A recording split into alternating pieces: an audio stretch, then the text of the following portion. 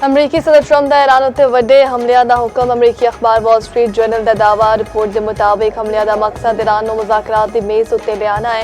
नवे हमले हफ्ते के आखिर में शुरू होंगे, कुछ रोज़ जारी रह सकते ने। ईरान उत्ते हमले अमरीका ते इसराइल मुश्तरका तौर उत्ते करनगे। अमरीकी सदर डोनाल्ड ट्रंप का काबीना नाल खिताब आख्या ईरानी मैनुश्तियाल दवारे ने एतमाद कमजोर हो रहा है कि ईरान नाल डील मुमकिन है। ईरान उत्ते सख्त हमलियां दी मनसूबाबंदी कर रहे हैं। ट्रंप का एक बार फिर पाक भारत जंग का तस्करा आख्या जंग विच 11 तैयारे मार सुटे गए।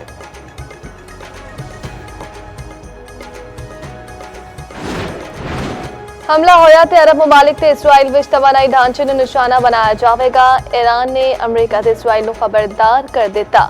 आख्या सऊदी अरब, यूएई, कतर ते कवैत विच अहदाफ मिसाइलां दी रेंज विच ने।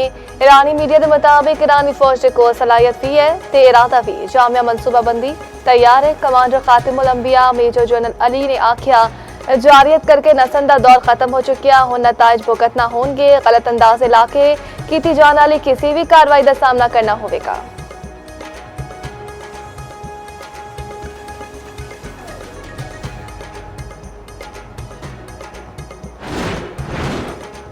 गुड गवर्नेंस ਲਈ कुछ करना पएगा। गुड गवर्नेंस के बगैर मुल्क के मामलात हल नहीं हो सकते। DGISPR लेफ्टिनेंट जनरल अहमद शरीफ चौधरी की न्यूज़ ब्रीफिंग आख्या वज़ीर दाखिला मोहसिन नकवी का बयान उन्होंने ज़ाती राय है, उहदे उत्ते गल नहीं करांगा।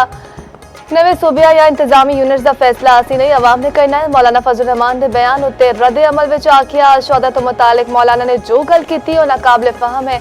शौदा पाकिस्तान की अफवाज रीढ़ की हड्डी ने।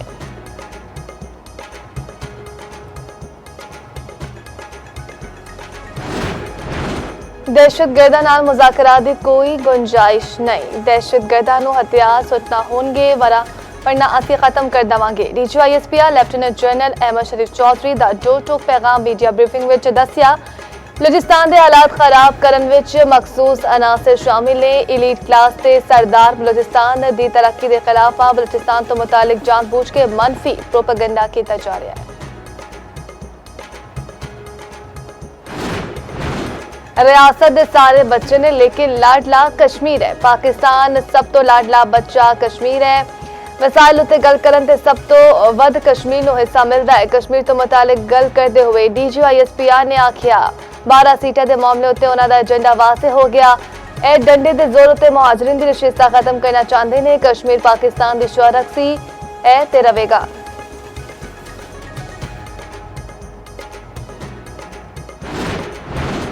आजाद कश्मीर इलेक्शन का दूजा मरहला इंतखाबी मुहिम खत्म। मुजफ्फराबाद डिवीजन के 9 ते मुहाजिरीन के 12 हल्कियां विच पोलिंग कल शेड्यूल। LA 5 तो 45 दे हल्के शामिल। रावलपिंडी इस्लामाबाद विच मुहाजिरीन की 3 नशिस्तां उत्ते भी पोलिंग कल होवेगी। चीफ इलेक्शन कमीशन आजाद कश्मीर गुलाम मुस्तफा मुगल का आखना है इलेक्शन कमीशन आजाद ते खुद मुख्तार इदारा है, किसी की हिदायत या डिक्टेशन उत्ते काम नहीं करता।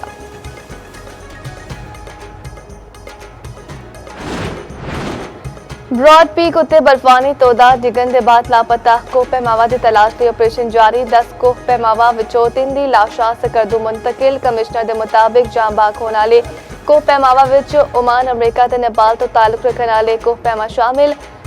बीमार इतालवी कोह पैमा नूं भी पाक फौज ने हेलीकॉप्टर के जरिए रेस्क्यू कर लिया। पाकिस्तानी कोह पैमा सरबाज खान रेस्क्यू ऑपरेशन की क्यादत कर रहे हैं। नेपाल के मारूफ कोह पैमा नमस दाई की सरबराही विच बैनुल अक़वामी टीम मिशन उत्ते रवाना हुई।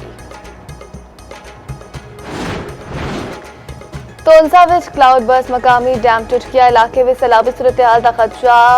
बाती नूं तोनसा नूं मिलान वाली राबता सड़क रेले विच बह गई। नशीबी इलाके दे मकीना विच तशवीश की लहर। जीन डैम 2022 के सैलाब के दौरान वजूद विच आया सी।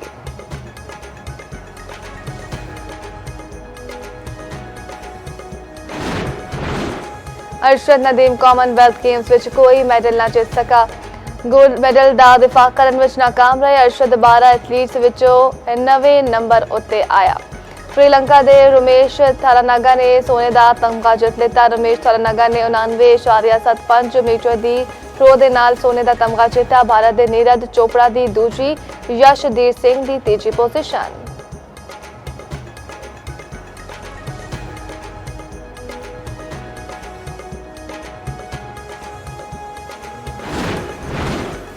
ਤੇ ਦੌਰਾ ਵੈਸਟ ਇੰਡੀਜ਼ ਵਿੱਚ ਮੌਜੂਦ ਕੌਮੀ ਟੈਸਟ ਸਕੁਆਡ ਪ੍ਰੈਕਟਿਸ ਸੈਸ਼ਨ ਖਿਡਾਰੀਆਂ ਨੇ ਬੈਟਿੰਗ ਤੇ ਬੋਲਿੰਗ ਸੈਸ਼ਨ ਵਿੱਚ ਹਿੱਸਾ ਲਿੱਤਾ। ਸੀਰੀਜ਼ ਦਾ ਦੂਜਾ ਟੈਸਟ ਕੱਲ੍ਹ ਤੋਂ ਸ਼ੁਰੂ ਹੋਵੇਗਾ।